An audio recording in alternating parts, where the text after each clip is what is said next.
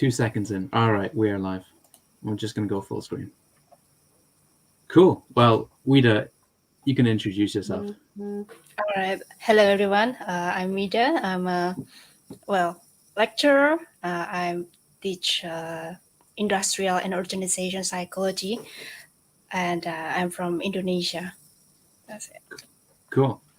Anyway, this is a bit nerve-wracking because I haven't been on YouTube for a long time. I've been lacking and slacking in my presence on YouTube.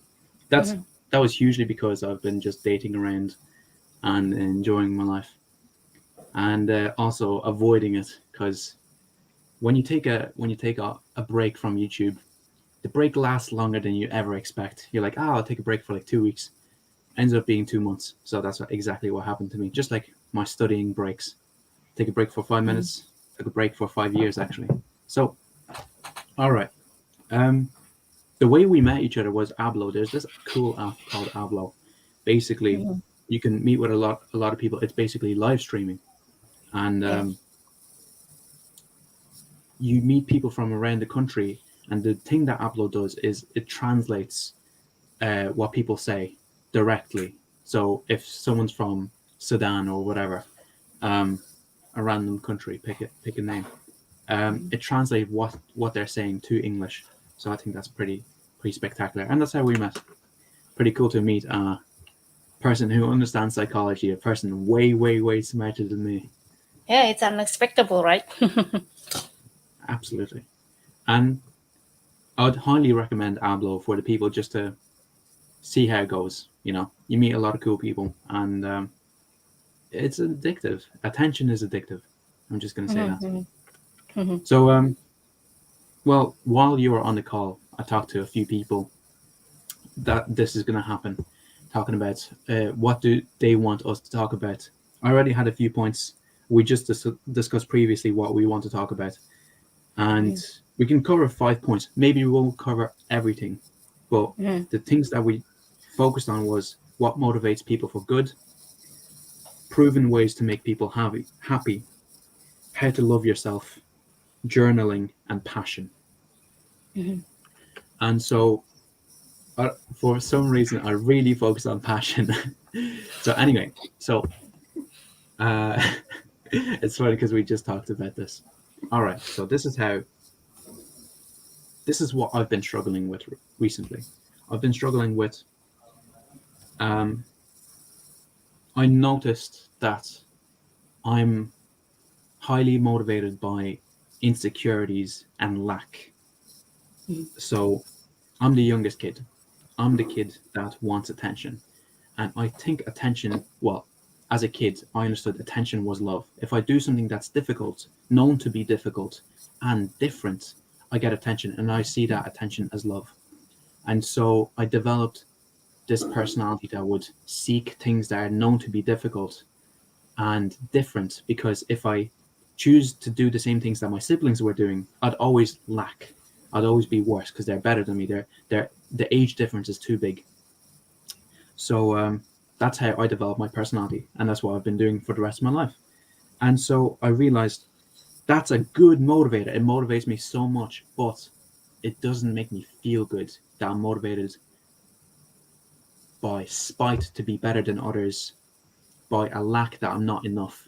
And so recently I've been struggling with how do I motivate myself for good reasons? So I've been researching in multiple areas of life, multiple, how would you say, professions, found similarities between Navy SEALs, chefs, gamers, and whatnot, and what motivated them for good, what motivated people in the past for good.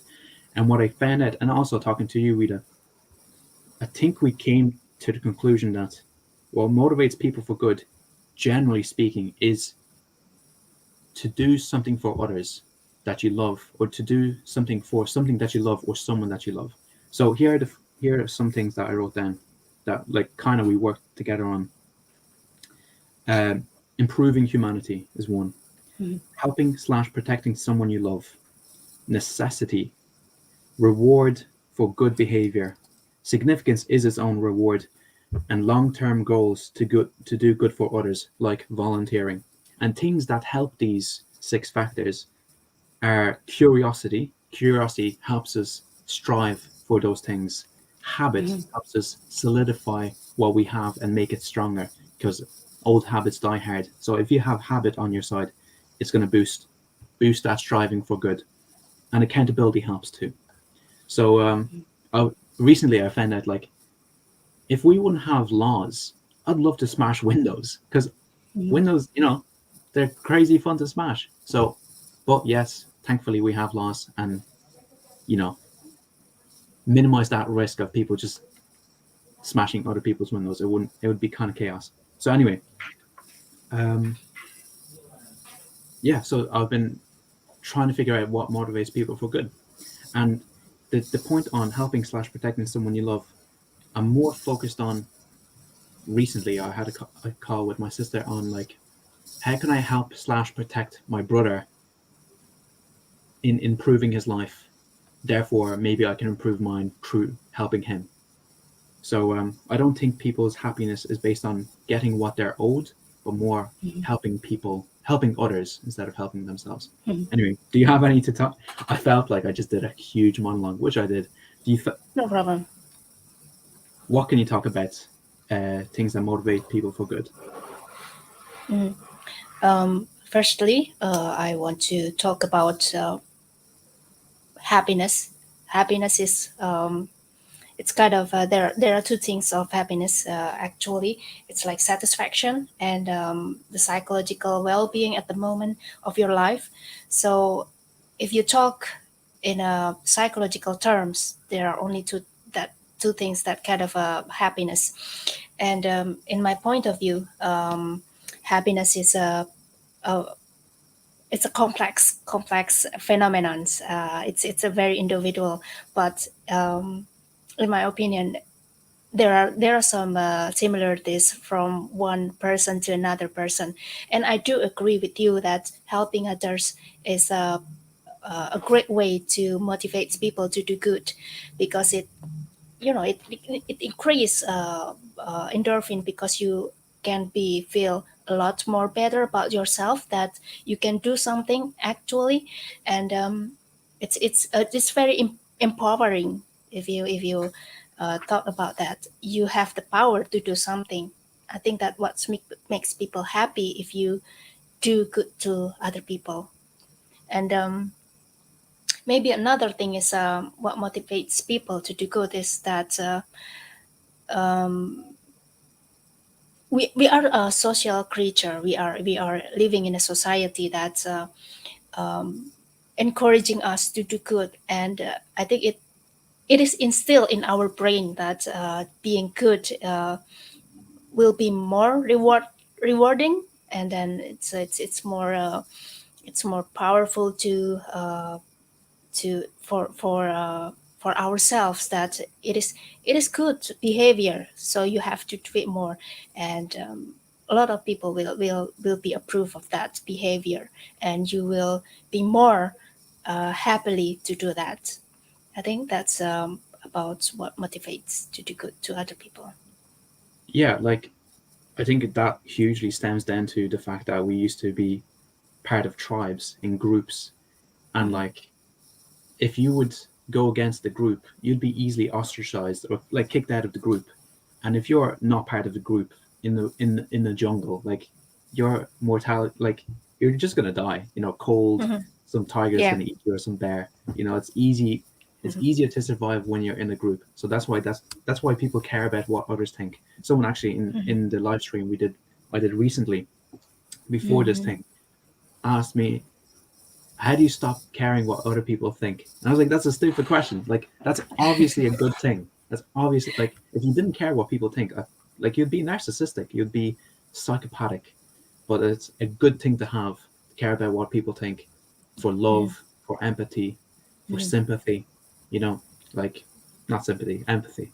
Um, Wait, I think I'm getting something confused. Definitely for love, but I'm getting confused with empathy and sympathy again. It's confusing to me. Goddamn. But it's a good thing to have. But I think what they mean is, like, how do I take criticism better? Is what they mean. So yeah, I think it comes down to, like, we were in tribes. Surviving Hmm. happened to be just in groups. So if you're alone, Yeah.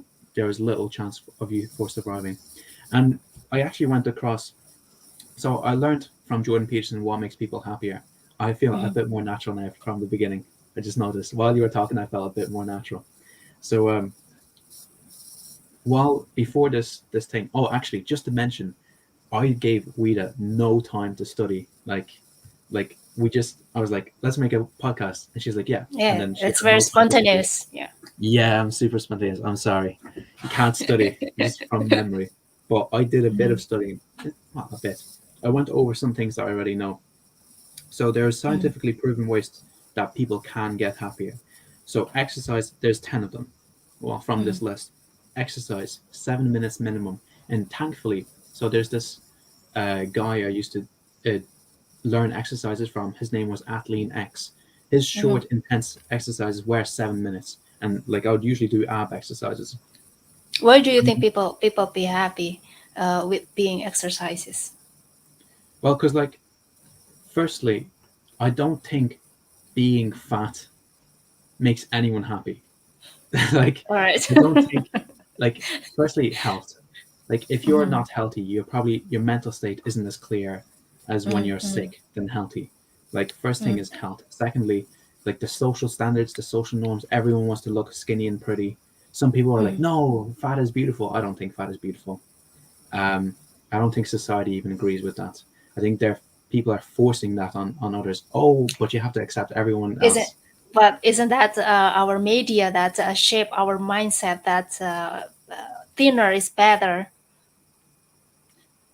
But like, if you go from a biological perspective, men, like, if there's more hip to waist ratio, the person is not as healthy as if there's less hip to waist ratio.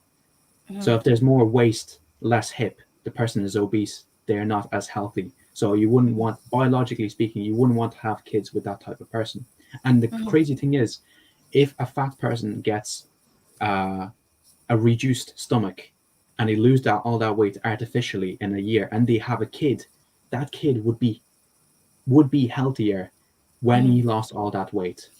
So if you have a kid while you're obese, that kid is already predisposed to so many diseases and illnesses. But if you are even artificially lose all that weight, that kid is much more healthier when you lose that weight. So from even an evolutionary biological reason, you wouldn't want to expose your children to bad genetics. So that's, I don't think it's society. I think society represents what we already have in us to some So extent. it's basically a biological reasons. Yeah, like same thing with like, why do men like boobs? Why do men like asses? Mhm. It's like Mhm. asses are a sign of fertility. You know, the Mhm. fat cells in ass go directly to the child's brain Mhm. development. Boobs show like fertility and like good food and whatever. Mhm. Cute faces show that youth is a signifier of health. So the big eyes, small nose, small mouth is a signifier of health. You know, so like these things that men like, they don't realize why they like it, but it's purely biological. They didn't study like big boobs, big ass, and why do I love Yeah, this it's stuff? it's, it's kind of instinct. Yeah. It's just purely instinct. Mhm. So but yeah, speaking about the exercising, it gives you energy. As soon as you're done, your Mhm. heart is pumping. You feel good about yourself that you did something difficult. You overcame you're like, morning exercise. Do I do it? You know, and then when you do something Mhm. difficult, you obviously feel much better. Mhm. Proper sleep. I can go about this for hours. Proper sleep. Yeah. I didn't sleep today. I had anxiety issues, stuff, Mhm. whatever came across. Proper sleep, like sleep is also therapeutic. Like Yeah, of course. when you experience something bad in a day, something traumatic, your adrenaline releases, a bunch of hormones release, you get Mhm. a shock in your body. But when you sleep, you go over all of the experiences that you had in the day, but you don't get that shot of adrenaline and hormones, but you see it the way it actually is. That's the same thing with Yeah. therapy. The therapist helps you see what actually happened in reality without any subjective, reasonings that you might have. So it's kind of therapeutic, and also Yeah. health benefits, Totally agree makes you with that. live longer, memory, all that stuff. So exercise, proper sleep, more times with friends and family helps you be more happier. Mhm. Going outside more. Not only does that make you feel happier, a lot of creative people, even Ryan Holiday, I read Ryan Holiday a lot. He goes out every morning and walks with his kids, and it helps him clear his mind, helps him focus on his values, helps him just think and live and whatever. A lot of creative people do a lot of walking, and we've been Mm, walking since the beginning of time. We look like walking is what we've always done. Um, mm, Helping others, and apparently 100 hours a year is good. So that's 2 hours a week. So volunteering, basically, like you yep. mentioned. Do you have anything else on volunteering? What, like, why is it? Why do we like helping people? Why does that actually bring us happiness? It's because we kind of feel useful about ourselves when we do something that's actually useful for others. We feel useful either. So basically, we have reasons to do something, not just imagine if we don't have any if we don't have any reasons to do something, it will be very bleak, very unhelplessness. We learn some kind of like we don't have any purpose to do something. So by doing something good to others, we give ourselves to do better, and then we have a purpose what we'll do in life. So I think volunteering is very good to find our purpose in life, and it will make ourselves um, evaluate ourselves better.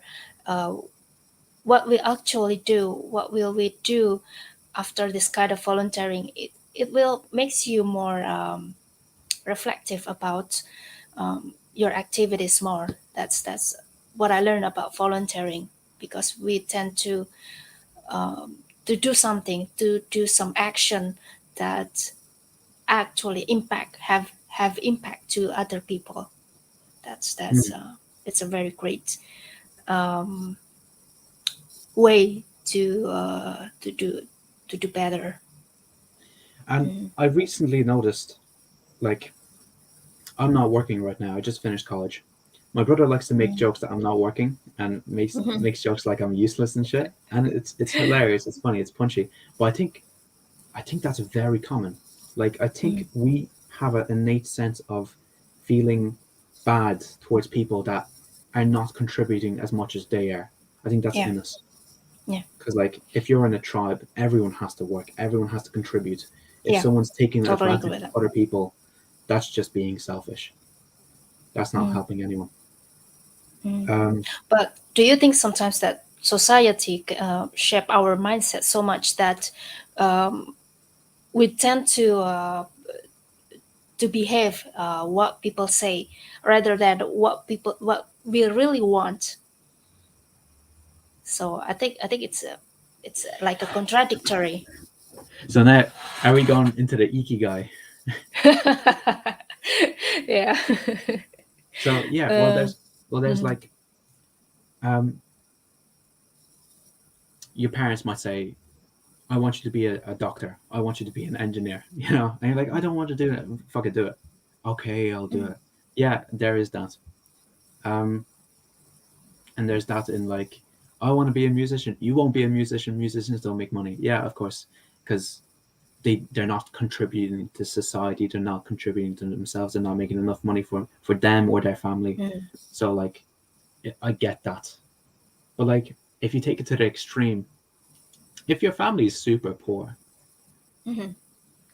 would your siblings or would your parents be amazed or like thrilled that you are bright enough to have a job and yet you chose something that won't help anyone but yourself? It's hard to be thrilled. Like I don't blame them. I know why. Like I don't think it's you're like, oh my god, my son's following his passion and yet we're all starving. Well, that's the Yeah, extreme. That is the yeah. extreme. But I think people have a different value from one family to another family. Maybe their value is about helping others or being useful, not all about money. As long as they can survive in their life, it's all right. But I think there's a family, because I know this family that they are in a super poor condition, but um, several of their children working in a voluntary institution. So I think it's it's like it's hard to imagine that what we taught, what we learned about motivation all this time is not, it doesn't apply to this kind of family, like hierarchical Maslow. Maybe if you ever heard Maslow's about hierarchy. Maslow theory. Yeah, Yeah, yeah, it's almost doesn't apply with that situation, that when people have needs, lower need, they cannot go into the higher needs. That's I think it's different from one family to another family based on their values. this is something I can't wrap my head around too. Like I'm one of those Mm-hmm. people. Like I understand that Mm-hmm. this is like a privileged question to have. What do I do with my life? Because if Mm-hmm. you're, well, this is my point of view. Like if you're starving, you're not thinking. Also, it's just reminding. This is my point of view. I wouldn't be thinking. I wouldn't think that. I would think, uh, oh, what is my purpose? I'd be probably looking for food. Or if I'm cold, Mm-hmm. I wouldn't think, what is my reason in life? I'd be probably making some shelter and making some fire, or doing the best to stay warm, moving and stuff. Like Maslow's hierarchy of needs, the bottom needs are reproduction, water, air, food, warmth, stuff like that. And then it just goes up and up and up.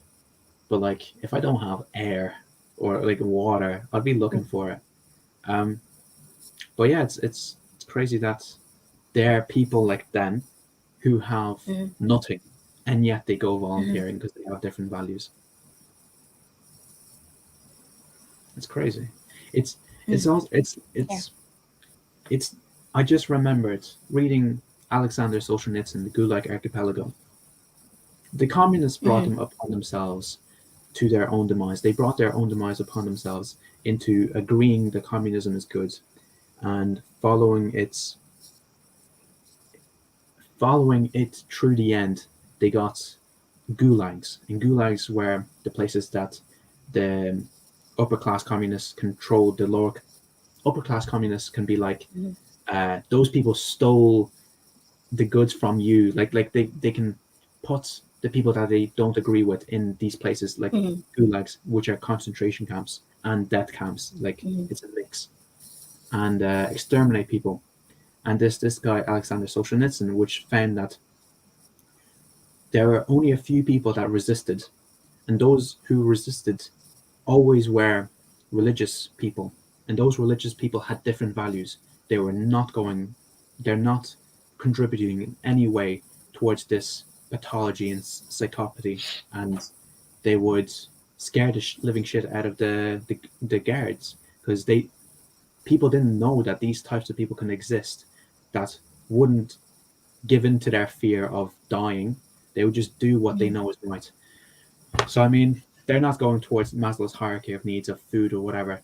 They would literally be okay with dying instead of going with something that's obviously they know is bad. So yeah, it's crazy. What you're talking about exists. It's crazy. Like Mm-hmm. Yeah. wow. Some people, I remember about the freedom, and when people, you know, there are also motivation theories about needs. You know, it's not always physical needs, but it's also um, like achievement theories, achievement needs, and then there's power needs, and achievement theory and affiliation needs. So where people, all of the people, all of us have uh, these three needs in our life, but the degrees, it's very different from one other to the other, and maybe that that motivates people. Maybe they want to fulfill that kind of needs, like maybe autonomy. It's like a achievement, or to do something better. maybe that they want to fulfill that kind of needs, not always physical, but it's maybe it's kind of a psychological needs, maybe. Yeah. So there are a lot of hypotheses why people motivate to do something, and maybe that's one of the things what happens in the that kind of phenomenons. Yeah, like personally, I'd be scared shitless. Like if someone's pointing a gun at me and telling me to do stuff, I'd probably be doing them, you know. And that was most Mm. people. Going through a few other things that make people happier. Um, Practicing smiling, but I think there's more to that actually. Learning from Tony Robbins, I learned he only does two things that makes him happy. I don't know where the camera is. Okay, here. Two things that makes him happier. Mm. Focusing on his physicality and like what he's thinking. So basically, the physical is always first. Usually, people do the opposite. Usually, if they're in a Mm. bad mindset, and if they're in their head, like they say, "Oh, I'm in my head. Oh, I'll think better thoughts. I'll think better thoughts, or whatever." You Mm-hmm. know. Oh, I'll just Mm-hmm. whatever. Yeah. It never Yeah. works because you're still in your head. So Mm. Yeah. from learning about It's like a dating and whatever, suggestive, like a yeah. So like, suggestions. if you start with your body first, you won't be in your head. Mm-hmm. So smiling. They did experiments where people would smile. They would place like a pencil between their mouth and just practice that. Mm-hmm. And they're practicing using those muscles, and they all reported feeling happier. Or smiling in the mirror, even if they had depression, they all reported feeling happier.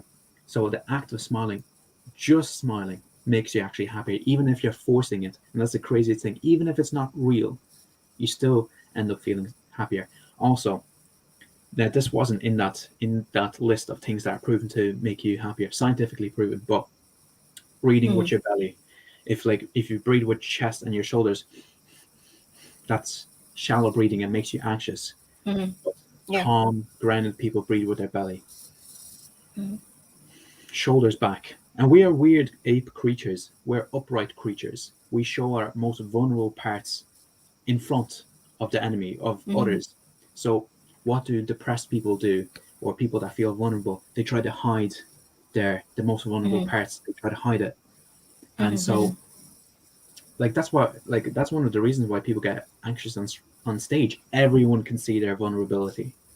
Well, thankfully we Mm-hmm. have clothes, so that's one way of hiding our vulnerable parts. And secondly, it's um, we can recognize when someone's anxious or not.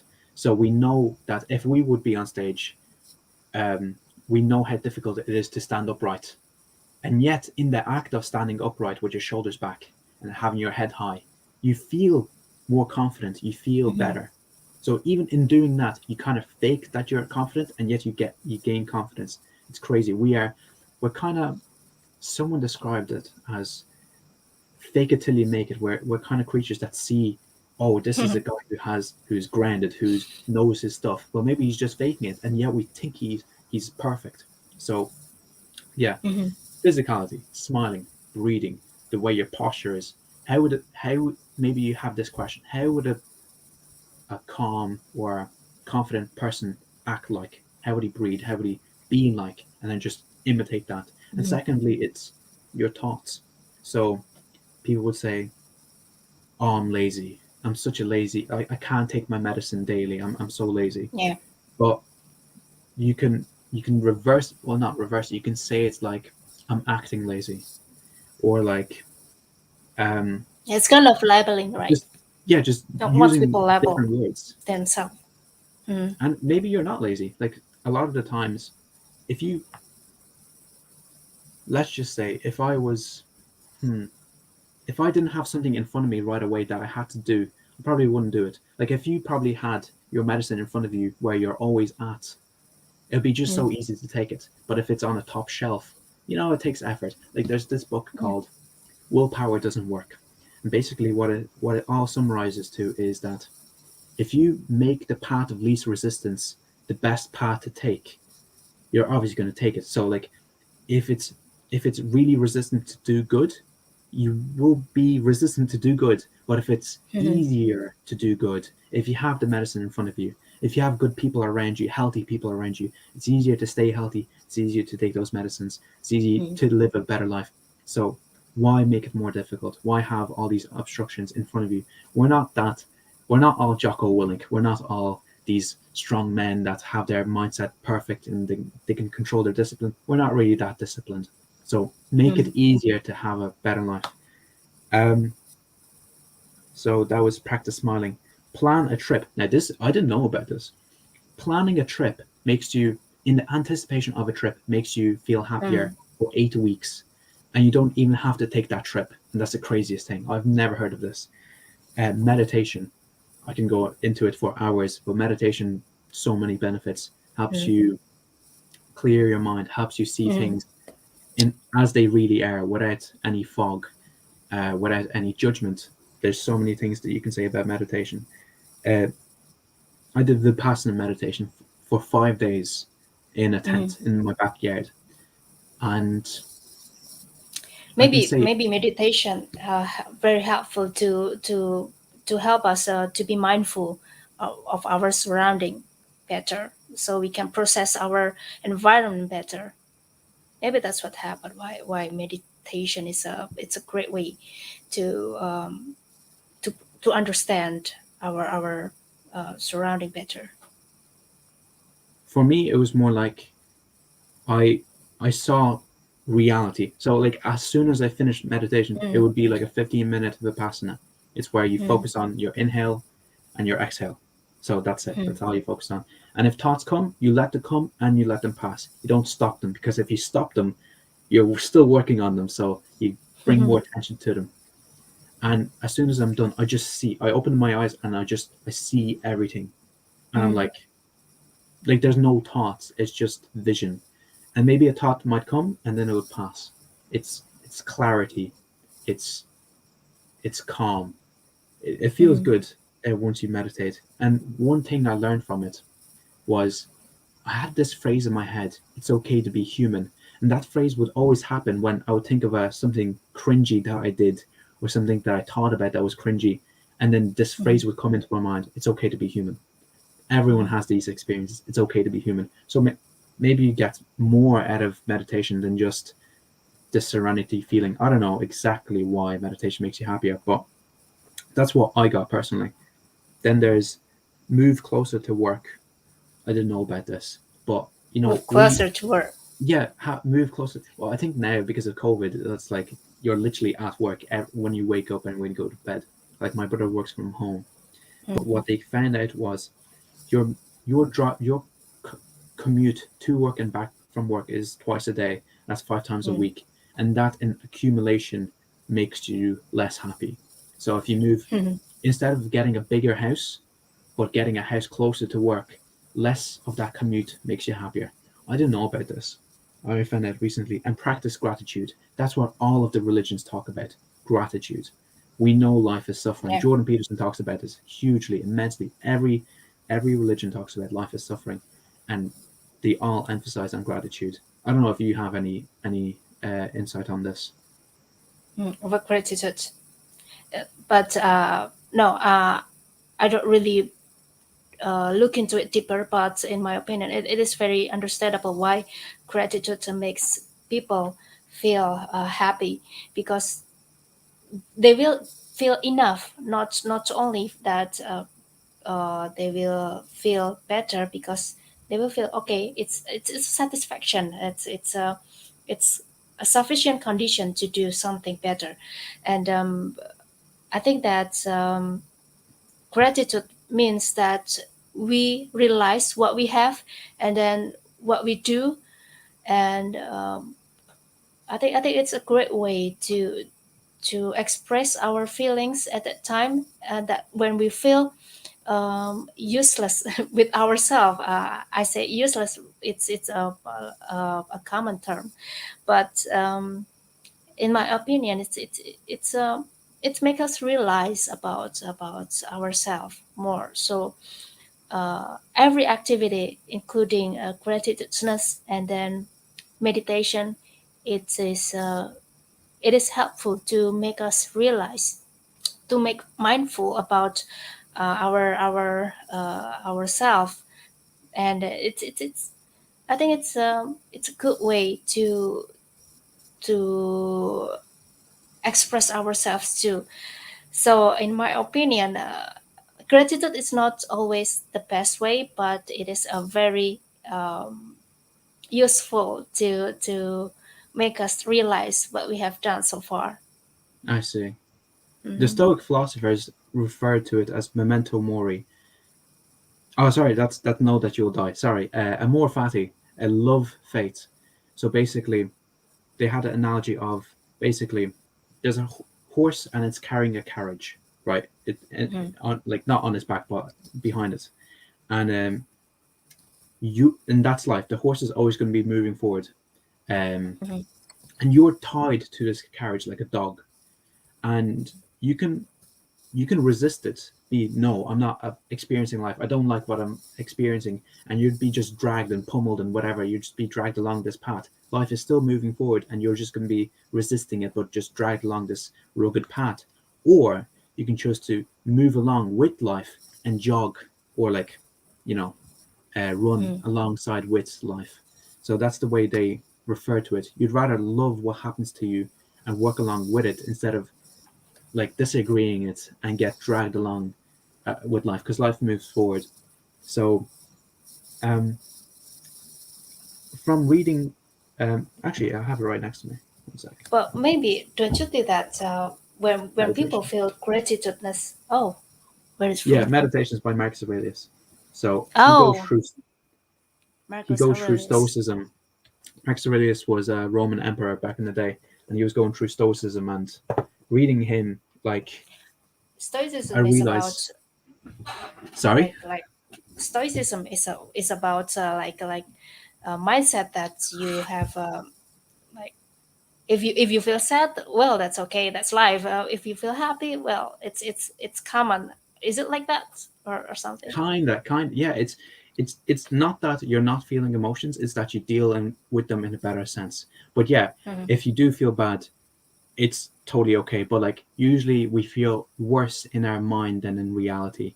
Like something Hmm. bad happens, oh my god, this is the worst thing that happened. But if you actually think about it, they say put it to the test of reality, put your actual reason and your logic to it. Is it actually as bad as it is? Well, no, it's not as bad as it is. Oh well, then like put it to the test. Usually we we hurt more in our minds than in reality. So they realize this and they're like, um, how about you think about this? Or if something bad happens, how can you see it in a better way? And Shakespeare had a quote. He said, um, "Nothing nothing either good or bad, but thinking makes it so." So it's our decision on how we see it. And like, I have a quote from Max Aurelius. These are old as hell. I've been keeping these quotes for a long time. I think this is Marcus Aurelius. Yeah, choose not to be harmed, and you won't feel harmed. Don't feel harmed, and you haven't been. So it's in your Wow, decision. powerful. It's in your decision to react to any experience. And I mean, you read. Well, who's the guy who lived through the death camp or concentration camp? What's his name again? Viktor Frankl. Viktor Frankl. Hmm. You have more to talk about him deciding on his reaction than me because I haven't read the book fully. No, actually, it's almost the same that we can choose our own happiness. We can choose to be happy, um, despite all of these situations. So, in my opinion, it's kind of yeah, it's a great It's a way decision. to, yeah, it's a decision. It's a matter of decision.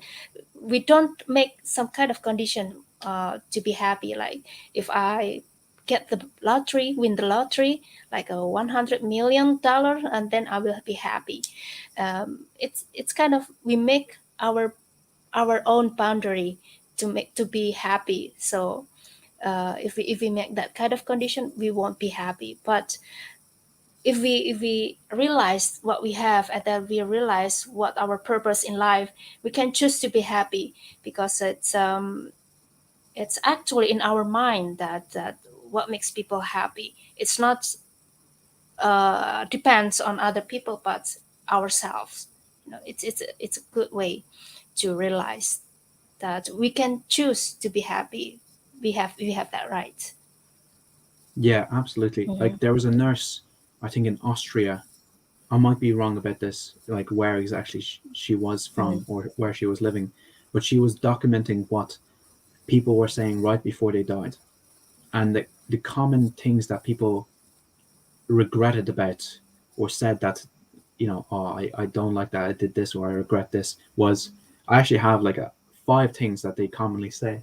One of them is, I wish that I had let myself be happier. So that just Yeah. says, I wish, like, this was a decision I didn't realize. I wish I let myself be happier. And they have a few other things that are very common. And that's why I have it in front of myself to be like, this is what people usually complain Mm-hmm. about. Like, Yeah. focus on this. Um, Actually, I think the Buddhists realize desire is the root of all evil. And like, if you have too many desires, you don't have control over your Mm-hmm. own happiness, because a desire Mm-hmm. is like a contract with yourself. Yeah. I won't be happy until I get it.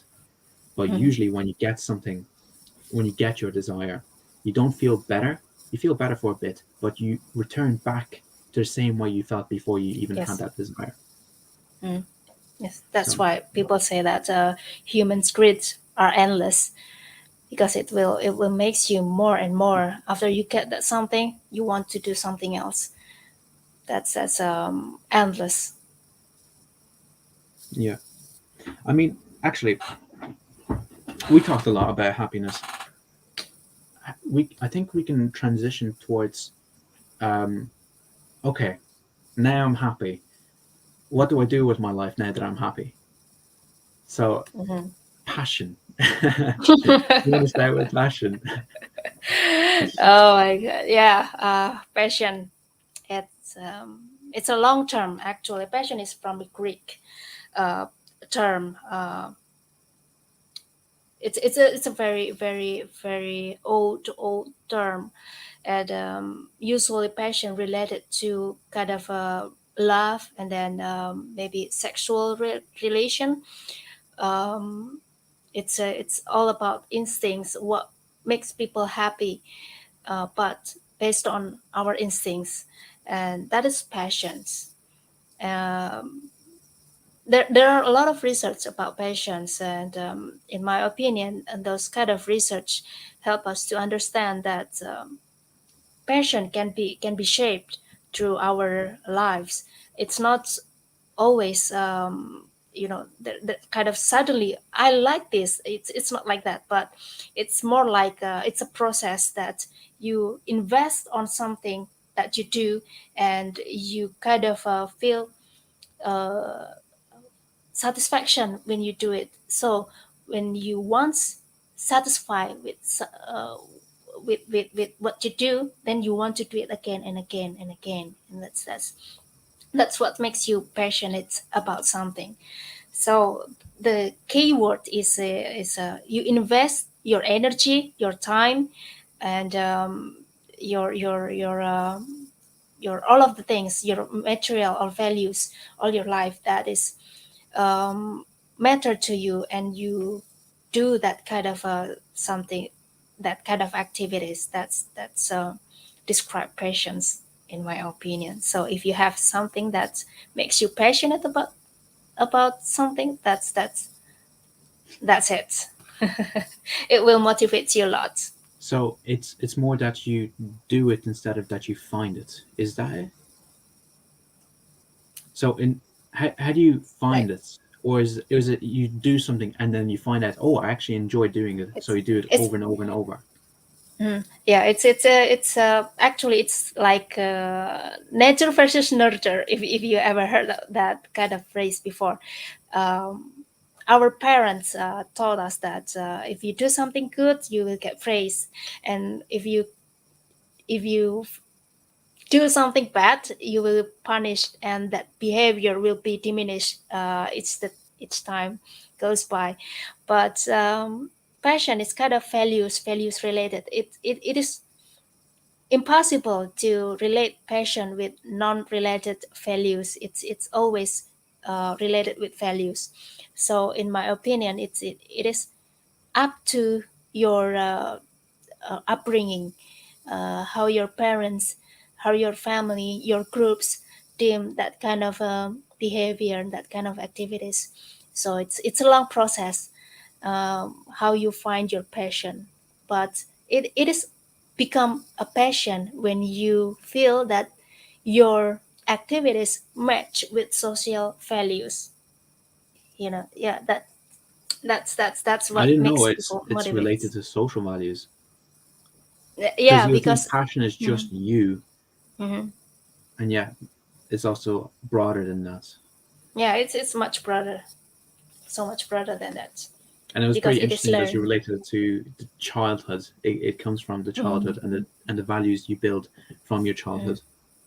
Hmm. Yeah, That's pretty cool. it's actually complicated, but yeah, it's versus nature versus nurture actually. What I heard from Naval Ravikant, he's like the Jordan Peterson of business. Um, Hmm. he would say, find something that feels like to find your dream career, which is based off passion. Because I was trying to figure out what's my dream. Like, I'm not motivated. What's my dream career that would maybe motivate me? I don't know. So he would say, find something that feels like play to you that you can do for hours and hours on end, and looks like work to someone else, and they would be willing to pay you for it. And Hmm. since it feels like play for you, even if you go through the turbulent times of Yeah. life, 'cause life is never fair, Hmm. you're stupid, or not, you're stupid enough, you're passionate enough to keep on doing it, Hmm. even if times are tough and Hmm. others won't be. And if it looks like work to others, they'll be willing to pay you for it. And you know more about ikigai than I do. I know there's like four elements to it, but they spread and like broaden out into other things. I all I Hmm. remember, it was like it's related to what you're good at, what you enjoy doing, what people need, and something. I'm not fully sure exactly how it is. Do you want to elaborate on ikigai? No, I don't really look into ikigai, but I have ever read this kind of ikigai, but it's actually useful. Maybe next time we will discuss it. This kind of Mm, ikigai deeper.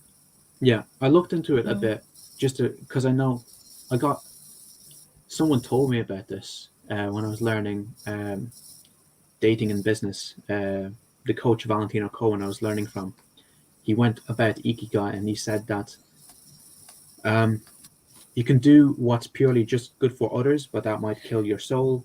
You can do what's good for you, but that might not get you money. You can do like there's certain things that you can do, but the best thing is doing all of four of the things that's ikigai, and in the center Mm. is what is perfect for you and perfect for society and perfect for the people around you. Whatever, like it was your dream career basically. So there's something I have to look over again. And another thing he Wait, found.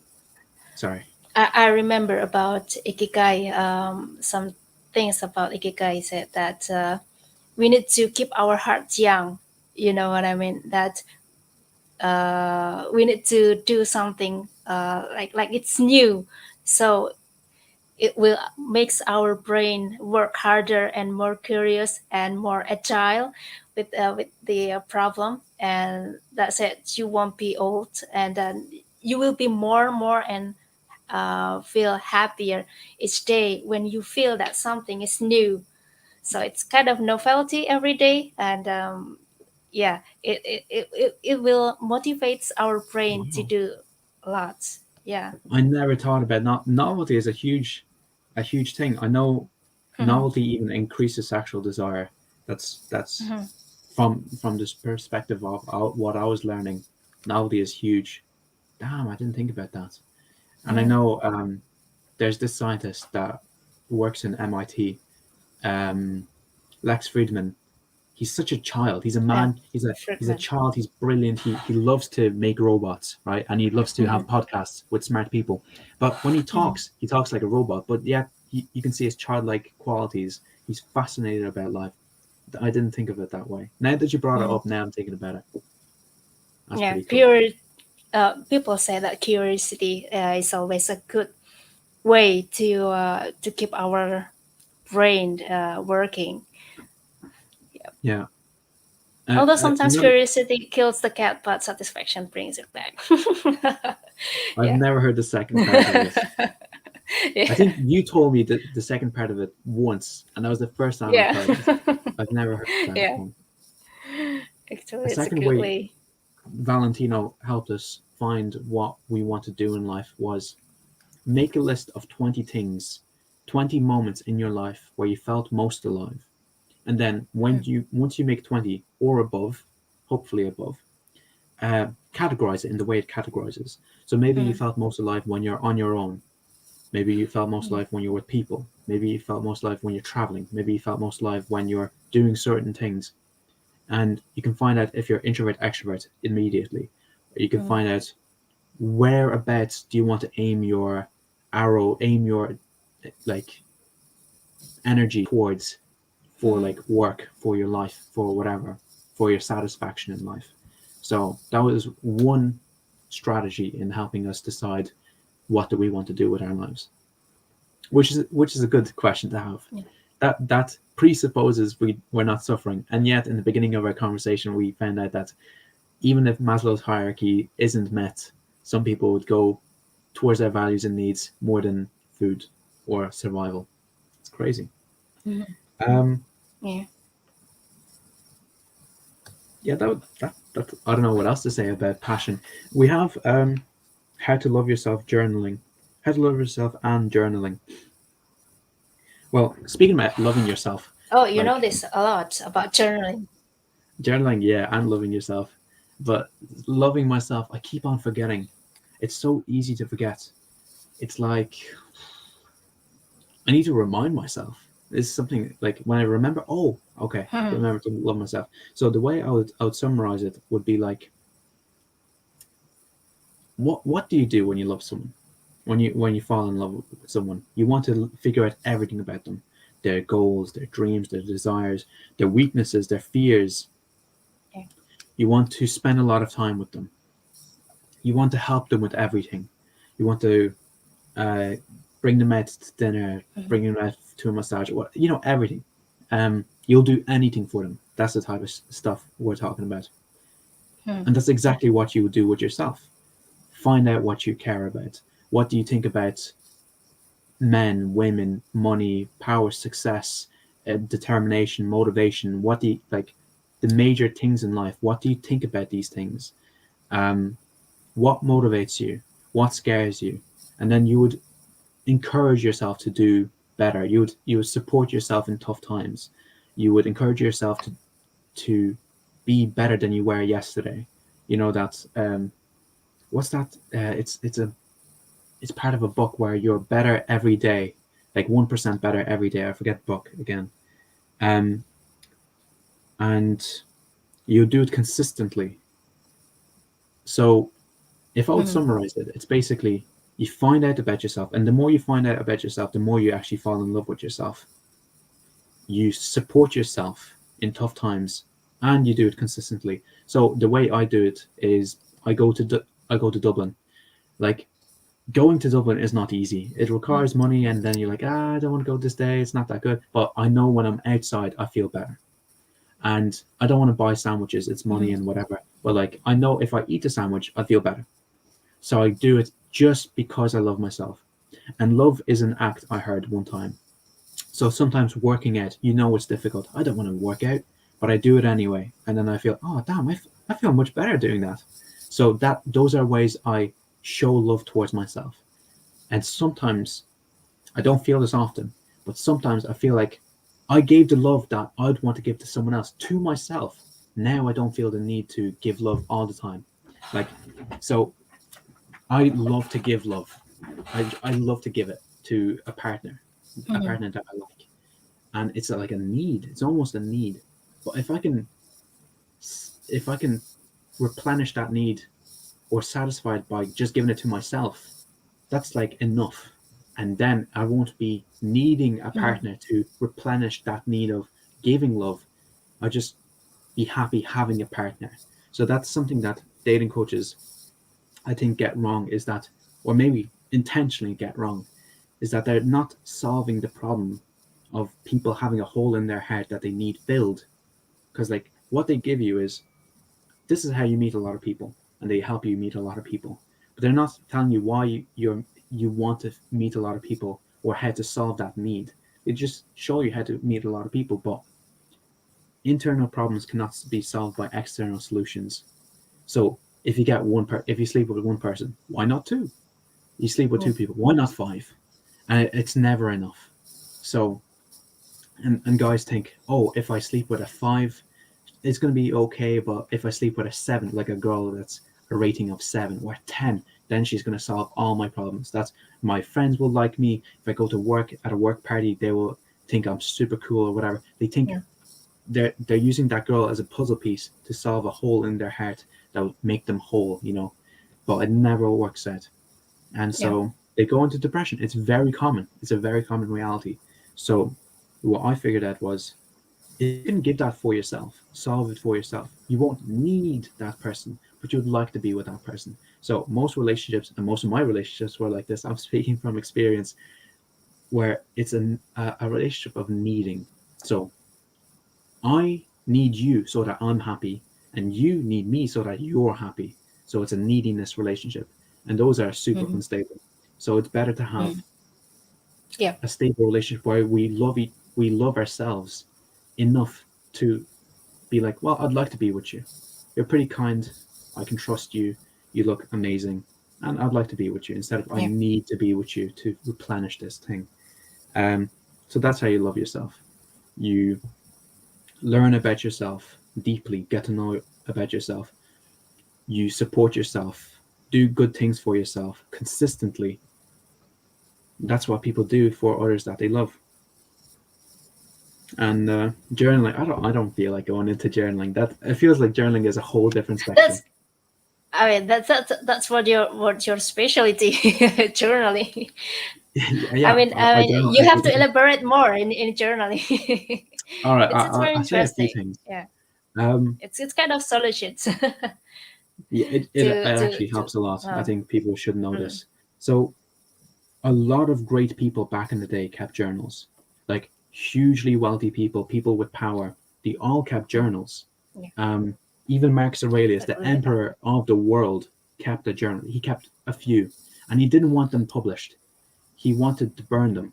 And Mm, thankfully, someone philosophically inclined was like, no, no, no, no, we have to keep this. This is hugely important. mm, And his journals were lost and found and lost and found until some priest later in the years wrote them down and printed them. So, um, journals, if you ever had a cheat code, journal is like a cheat code to life. So it helps mhm, you, once you write down, basically, if you're having a shitty day, right? You mhm, write down exactly how you feel. You like, what are you thinking about and how are you feeling? And mhm. then once you put it on paper, you're like, ah, oh, now it's on paper. It's not inside me anymore. It's like that old saying, a problem shared is a problem halved.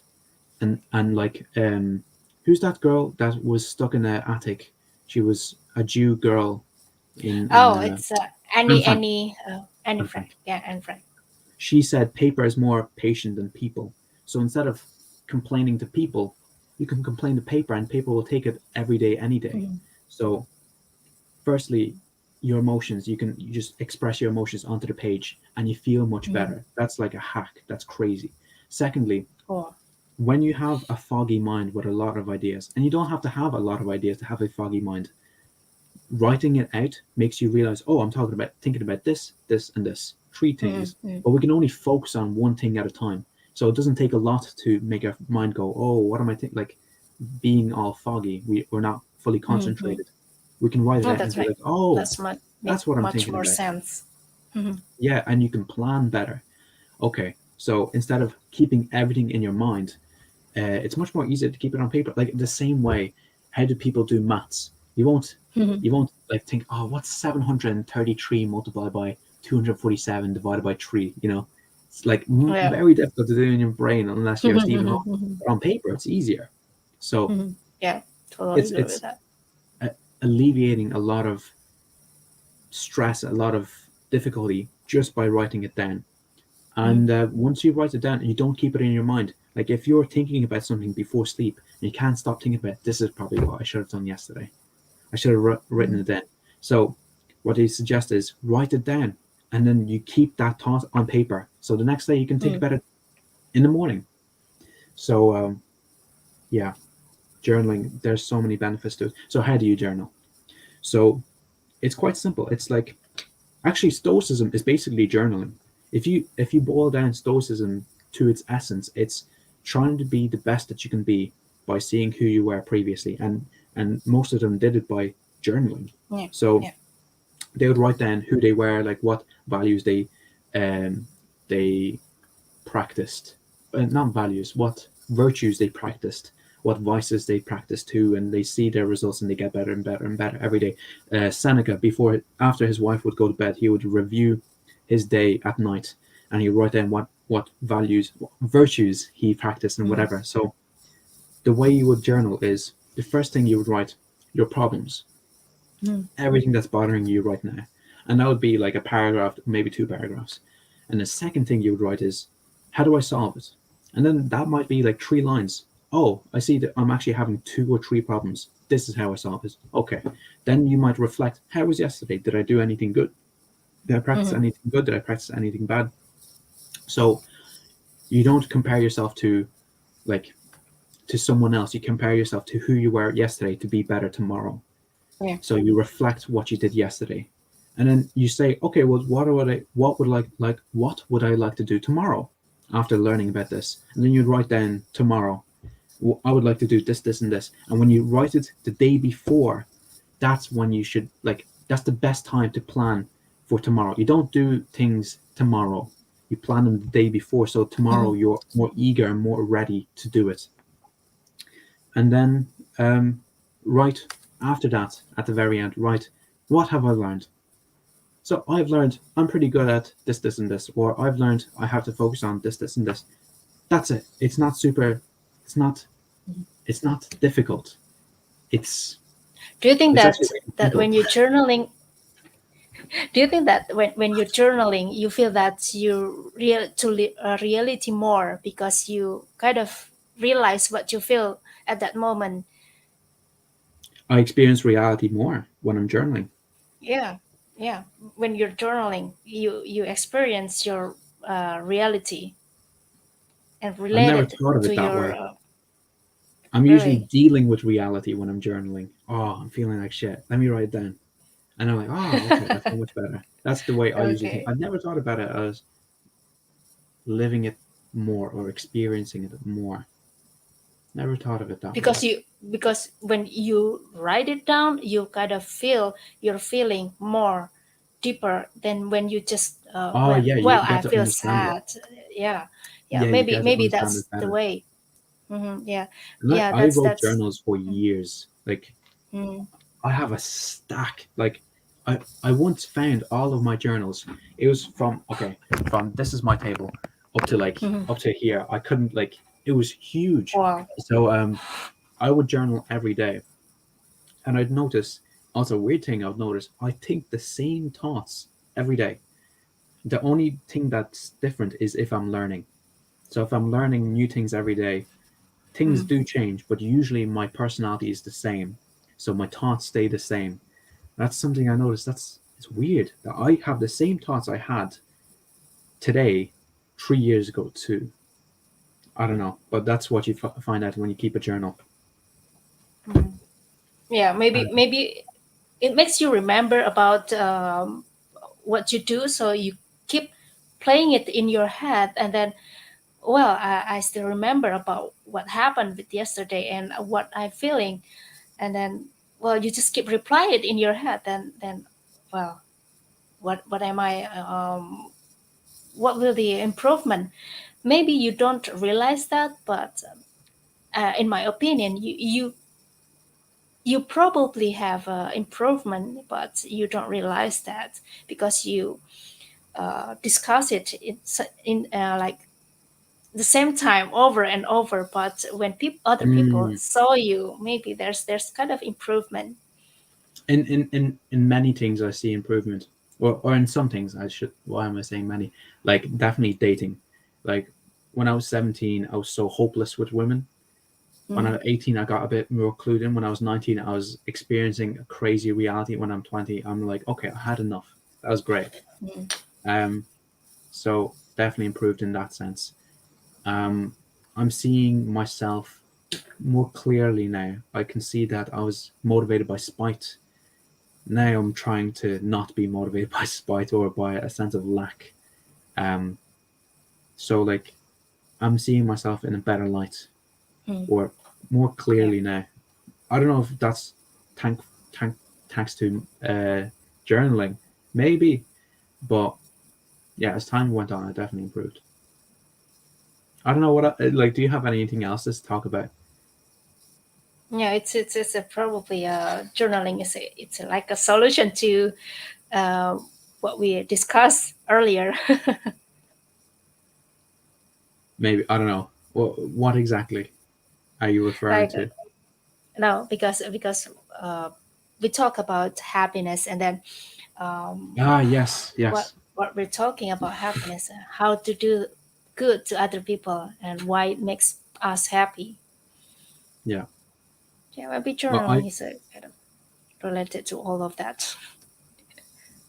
yeah, journaling is a huge part of the Stoics, and the Stoics had bad, difficult lives, like Marcus Aurelius, Mm. Oh, plagues, I remember wars. about when you talk about Aurelius, and you talk about meditation and stoicism. It's like maybe if you ever heard about authentic leadership, if you ever heard about that, it's almost the same concept as stoicism in Marcus Aurelius.